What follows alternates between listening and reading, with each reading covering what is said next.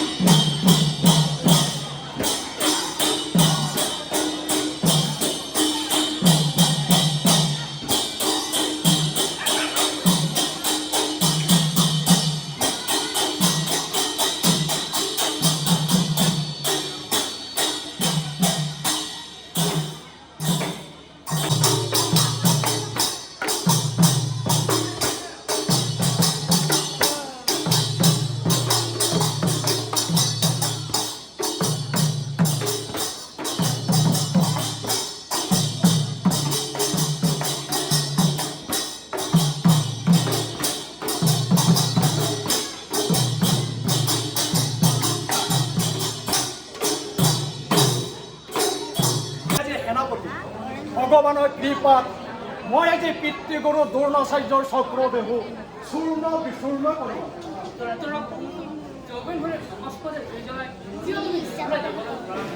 ত্ৰিভুৱন বিজয়ী মহাবীৰ অৰ্জুনৰ দুৱাৰীখন এনে অমংগলীয় কথা ব্যৱহাৰ কৰা তুমি নিশ্চয় জানিবা। আজি মোৰ লগতে তুমিও বেছ বিদ্যুৎ এতিয়া মোক ৰংমনেৰে বিদায় দিয়া। তথাপি তোমাক ৰংমনেৰে বিদায় দিব নোৱাৰোঁ।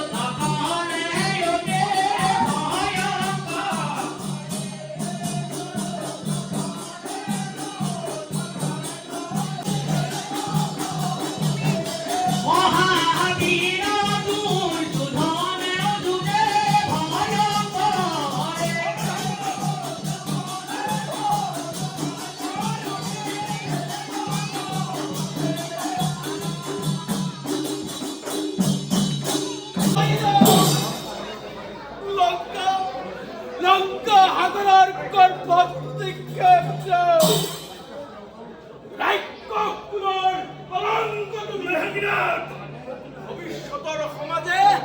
অতি নিজ অতি হেয় দেশদ্ৰোহী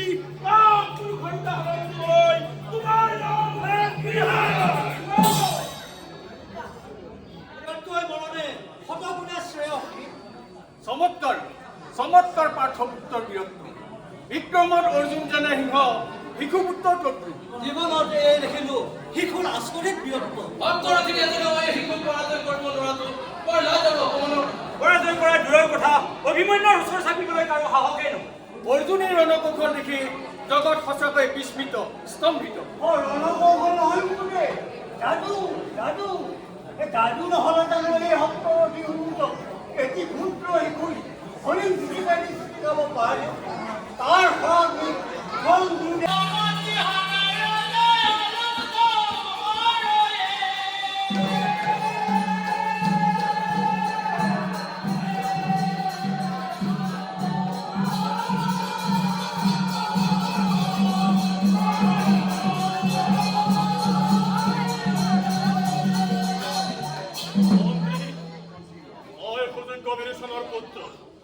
সাৰ্বভৌমত্ব বঁটাও জয় কৰিবলৈ মোৰ বেছি সময় নালাগে। তথাপি মন্ত্ৰী মিছা মোৰ বলবীৰ্য পবিত্ৰ দৈত্যকুলত জন্মগ্ৰহণ কৰি মহাশক্তি পৰিণাম লৈ শোণিতপুৰৰে ৰাজকীয় মোৰ কাৰণে একেবাৰে মিছা হৈছে। ইয়াৰ অৰ্থ কি মহাৰাজ? অৰ্থ ক'বলৈ লাজ লাগে মন্ত্ৰী, তথাপি শুনক আজিলৈকে মোৰ পিতৃবৈৰিক বিনাশ কৰিবলৈ। মহাৰাজ আপুনি মিঠা চিন্তা কৰিছে কিয়? আদার্য সেনাপতি এই কুম্ভকর্ণ আপনার পিতৃবরী মুন্ড কাটিয়ে পেলাই দিও আপনার চরণ মহারাজ কোন সেই মহাপাপী সেই কারণে মই চিন্তান্বিত সেনাপতি যদিও আজি মই শোণিতপুৰৰ সিংহাসনত বহিছো কোন মোৰ পিতৃবাৰী মোৰ দৃষ্টিৰ অন্তঃ মাত্ৰ শুনিছো কোনোবাই হেনো মোৰ পিতৃ গুপ্তভাৱে হত্যা কৰিছে সেনাপতি তেনেহ'লে কি উপায় কৰিব মহাৰাজ উপায় ভাবোতে ভাবোতে মস্তিষ্কৰ বিকৃতি ঘটিছে শুকান হলে সৰ্বহৰীৰ দাও দাও কঞ্চলি কৰি মাৰিছে কৈ দিয়া জগতবাসী কোন মোৰ পিতৃবাৰী নহলে পৃথিৱী উলট পালট কৰে নদীৰ সোঁত বন্ধ কৰি আৰু বিকাশৰ তাণ্ডৱ লীলাভূমিৰ সৃষ্টি কৰে গুৰুদেৱ আহক মোৰ নমস্কাৰ গ্ৰহণ কৰক তোমাৰ বলিৰ বলান দেখিছো কিয় গুৰুদেৱ পবিত্ৰ দত্তকুলত জন্মগ্ৰহণ কৰি মহাশক্তি বুলি নাম লৈ আজিলৈ ঐক্য মোৰ পিতৃবাৰীক চেনি নাপাওঁ সেইকাৰণে গুৰুদেৱ আজি মই পৰম দুখিত আৰু লজ্জিত আচ্ছা তোমার পিতৃবাড়ি যে মনুষ্য নহয় কদাপি মনুষ্য নহয় তেন্তে কোন হয় মহাপ্ৰভু কওক গুৰুদেৱ যদিহে মোৰ পিতৃবাৰী স্বৰ্গৰ তৃণভূতি দেৱতা হয় যদি পাতালৰ নাম হয় এটা নহয় দুটা নহয় তিনিটাহে মূৰ্তিৰে এসপ্তাহ লাগে সিহঁতক 500 কৰি দিয়ে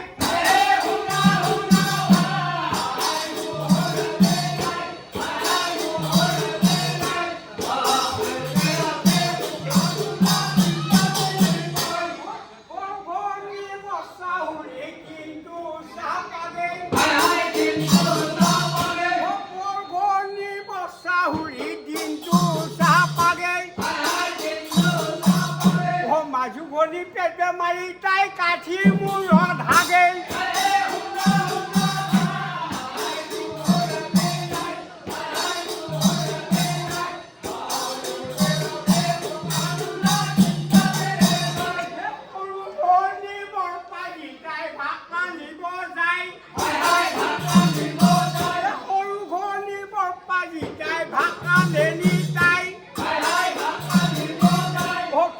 কটাই মুগি তাই মাইজৰ কিনি খাই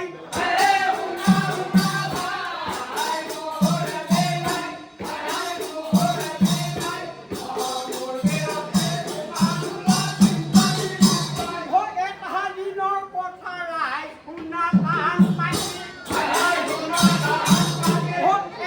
দিনৰ কথা ৰাই শুনা কাণ পাইছে এই কথা মনত পৰি হৃদয় যায় মোৰ ফাটি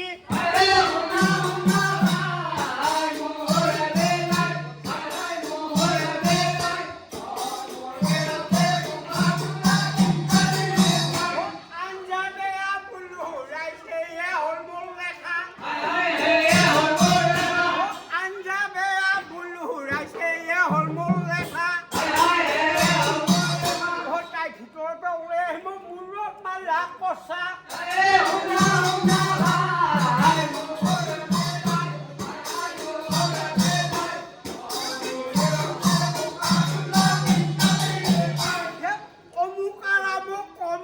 ৰাইজকে আছিলো চাই কম নহয় থাপ মাৰি চুলিত ধৰি টানি আনি উঠাই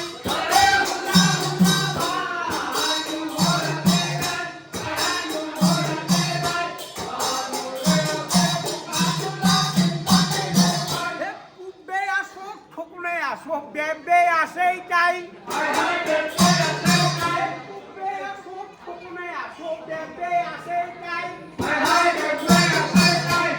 চাই হাহাক লাগছি গঠিয়াবে নিবাই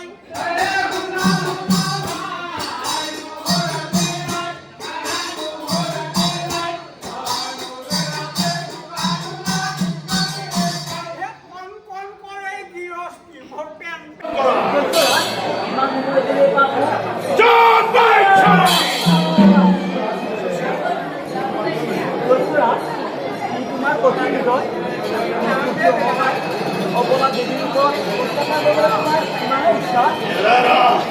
দত্তপতি বলে হৃদয়াধিক শিলাত্ময় কঠিন দেবেন জানি মাত্ৰ তুমি মোক এবাৰ স্বামী বুলি সম্বোধন কৰা আৰু সকলো যন্ত্ৰণাৰ পৰা মুক্তি লাভ কৰা নহ'লে মই দেৱী আৰু দ্বিতীয়বাৰ এনে কথা মুখেৰে নকৰিবা উচ্চাৰণ দেৱী ঐ লক্ষ্মী! মোক ৰক্ষা কৰিব এই জানুৰ হাতৰ পৰা মোক ৰক্ষা কৰা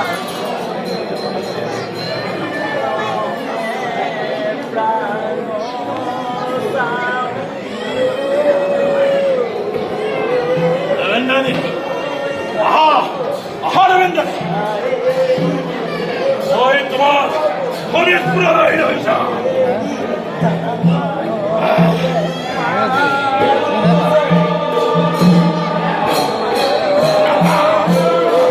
বাগানে সম্পূৰ্ণ একেলগে শিল্পী হ'বলৈকে ধন্যবাদ জ্ঞাপন কৰিছোঁ ইয়াৰ পিছত আমি নাচ পৰিৱেশনৰ কাৰণে আমন্ত্ৰণ জনাম সৌম্য তোমাৰ প্ৰতিৰোধত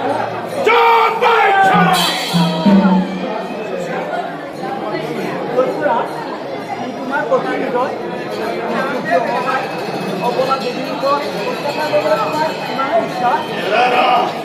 দৈত্যপতি বলে হৃদয়াধিক শিরাত করে কঠিন দেবেন জানি মাত্র তুমি মোক এবার স্বামী বুলি সম্বোধন কৰা আৰু সকলো যন্ত্ৰণাৰ পৰা মুক্তি লাভ কৰা নহ'লে মই দেৱী আৰু দ্বিতীয়বাৰ এনে কথা মুখেৰে নকৰিবা উচ্চাৰণ দেৱী ঐ লক্ষ্মী! মোক ৰক্ষা কৰিব এই জানুৰ হাতৰ পৰা মোক ৰক্ষা কৰা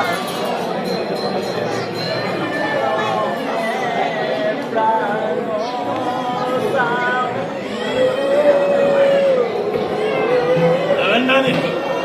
Aha! Aha Ravindra! Oi তোমাৰ হৰিত পুৰা ৰইছে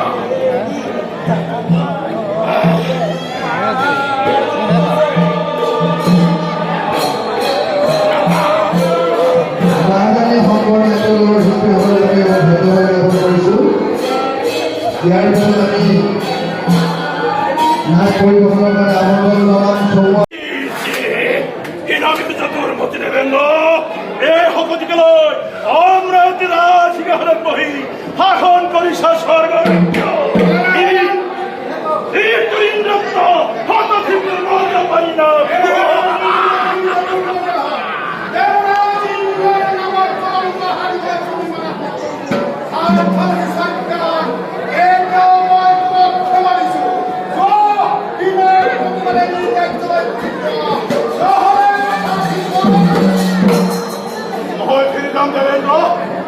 তই মোৰ মহাশত্ৰু তিৰন্যায় প্ৰবঞ্চনা তই মোৰ পিতৃক হত্যা কৰিলি সেই প্ৰতিশোধৰ জুই মোৰ শৰীৰত যাওঁ যাওঁ কৰি জ্বলি আছে মনত ৰাখিবা যেতিয়ালৈকে দৈত্যপতি বলিয়ে পিতৃবধৰ উচিত প্ৰতিকাৰ শাসন কৰিব নোৱাৰো তেতিয়ালৈকে শোণিতপুৰ ৰাজসিংহাসনত মাত নোৱাৰো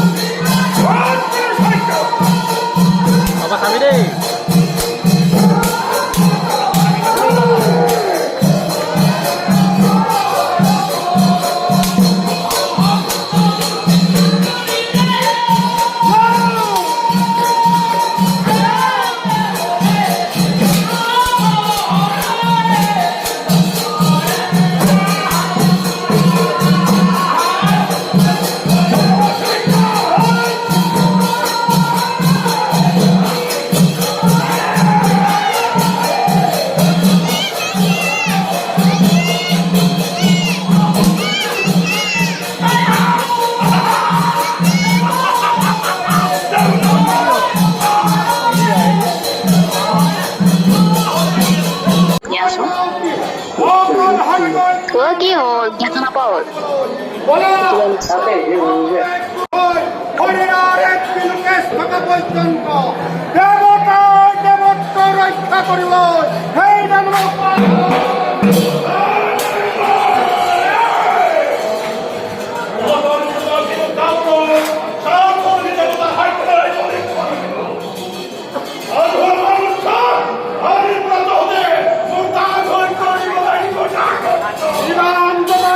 দৈত্যৰাজ তহঁতৰ জীৱন আমাৰ হাতৰ মুঠি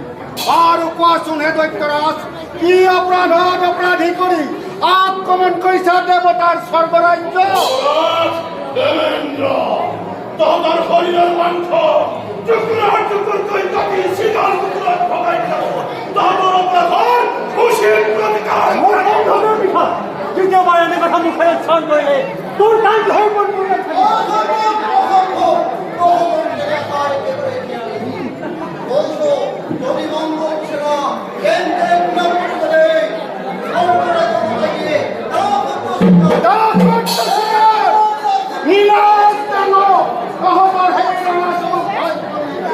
আমি কৰিম দাসত্ব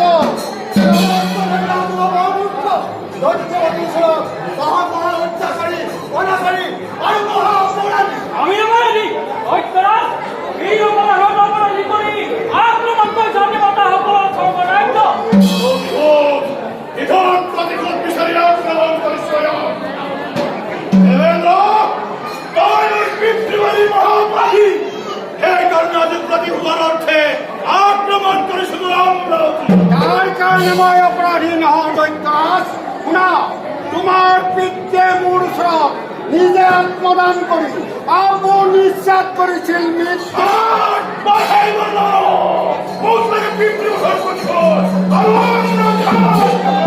এনেহে দৈত্যৰাজ যদি সাধ্য আছে ৰক্ষা কৰা নিজৰ প্ৰতিকাৰ দেৱতাক চাৰিওফালে